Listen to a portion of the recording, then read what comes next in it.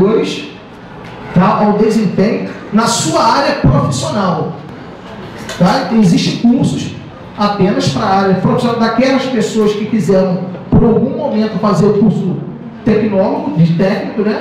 E que, se quiser dar continuidade aos estudos, tem 29 cursos em Cuba para você dar essa continuidade. Educação continuada, desculpa, apresenta um modelo pedagógico flexível, no qual o aluno escolhe quais são as matérias que ele vai fazer. Não existe tempo para terminar, tá, essa educação continuada. Ele estuda a seu próprio ritmo. Se ele trabalha, ele pode estudar de manhã, à tarde ou à noite. Ele vai lá e quer eliminar essa matéria, essa desse período. Ele mesmo vai lá e escolhe aquela matéria, e Cuba faz tudo para incentivar que as pessoas tenham um nível universitário.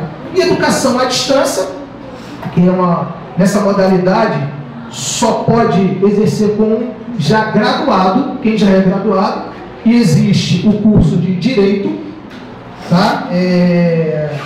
Estudos sociais e culturais, além de contabilidade e finanças.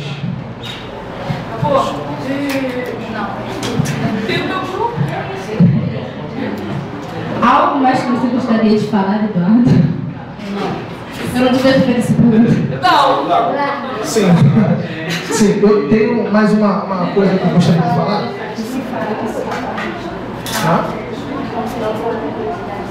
Tá, depois eu deixo vocês convidar o abraço.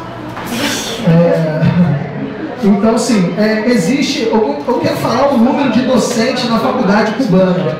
Existe cerca de 20 mil professores, isso em 2001, tá? São dados de 2001, porque a ilha é um pouco fechada no sentido de informações, e eles dão as informações que eles querem.